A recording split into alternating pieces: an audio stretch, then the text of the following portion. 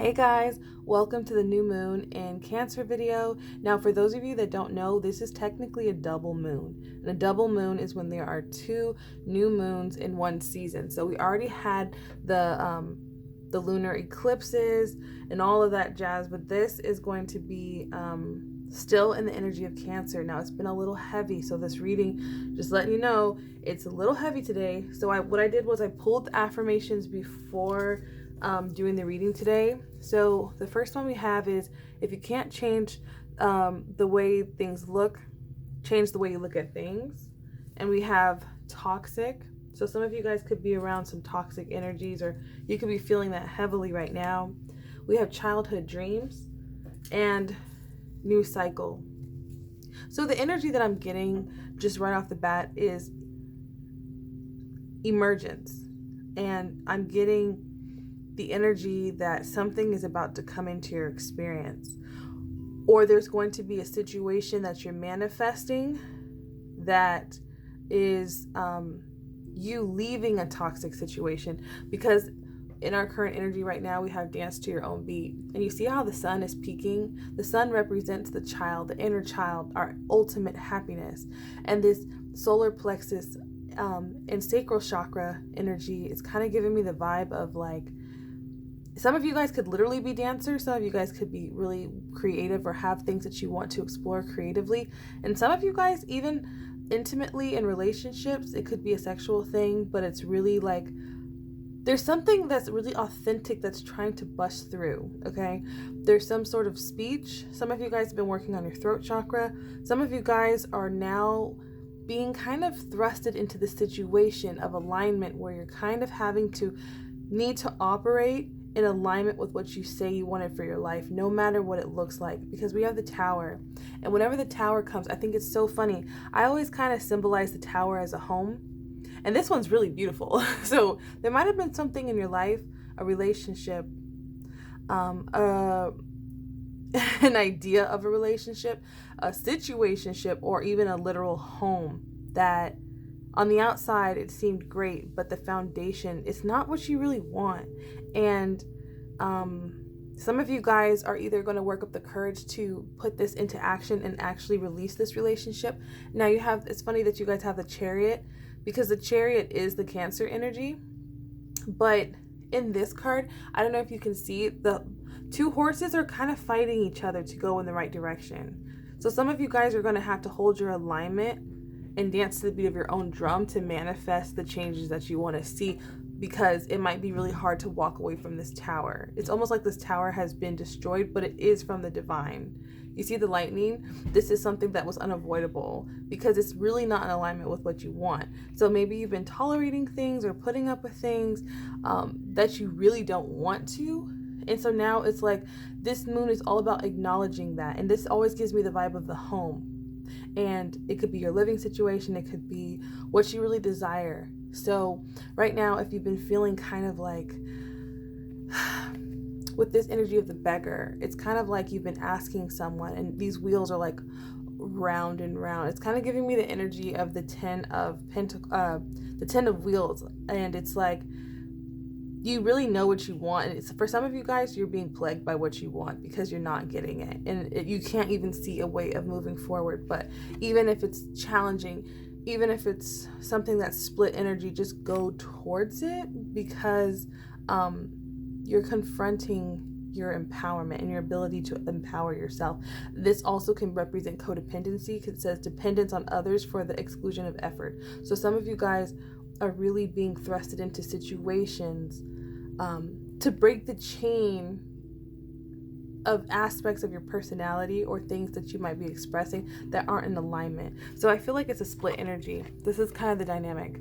You have the martyr, someone who gives everything, you know, and they're kind of addicted to the self-pity, because like, oh, I'm always doing this for people, I'm always doing that. But then it's like, they're the ones doing it. They're the ones causing it. So it's kind of like, if you're in this energy of like, you don't like your situation, you don't like something, it's almost like take responsibility for where you are. And for some of you guys, it's been in love. Maybe you've given way too much in love and the other person's taken. It's kind of, some of you guys could be in a narcissistic relationship pattern. Doesn't have to be. But what I'm really seeing is you're either resonating as the beggar or you could be resonating as a person who overgives. So the advice is to just kind of let this go. And which one do you identify? For some of you, it could be both, but it's kind of just letting that go. And then we also have healthy communication in relationships. Heart-to-heart discussions and clear, assertive communication can help you understand and be understood. So if you're feeling like you're in some sort of dynamic that is not balanced or that is one-sided, this is about really meditating, getting into your throat chakra, because the outcome we have is the bully. So some of you guys could feel like you've been bullied, or this could be from your childhood where you feel like you're dealing with someone or a situation that you don't know how to speak up for yourself, or you want to communicate. And this is about communicating from a place of alignment, so that it's almost like there's an imbalance of you're either giving too much and you put yourself in the situation, or you're begging too much. So it's kind of like trying to find the balance of being independent, but also speaking your mind and having healthy communication. So for some of you guys, this could manifest in something where there is like a heated conversation, but this is kind of like advice to get ahead of the energy. I see some of you guys might have a conversation and end up walking away, because we have 2 cards as the outcome of walking away. And we have, I feel like either way, this one's about the inability to commit to a path. So some of you guys, it could be where, you're actually leaving and you're going somewhere else that's better for you, following the sun. Kind of like this card, dancing to your own beat. So I see some of you guys are really going to go towards what you really want. And some of you guys might receive some sort of help.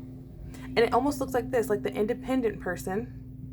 And then you have kind of a person who's kind of more codependent. So even if, no matter where you are, I feel like there's a split energy. No matter where you are, and no matter how challenging it is, if you are someone who has been kind of like in a codependent situation, this is asking for guidance and help to get out of this situation, even if you can't do it yourself.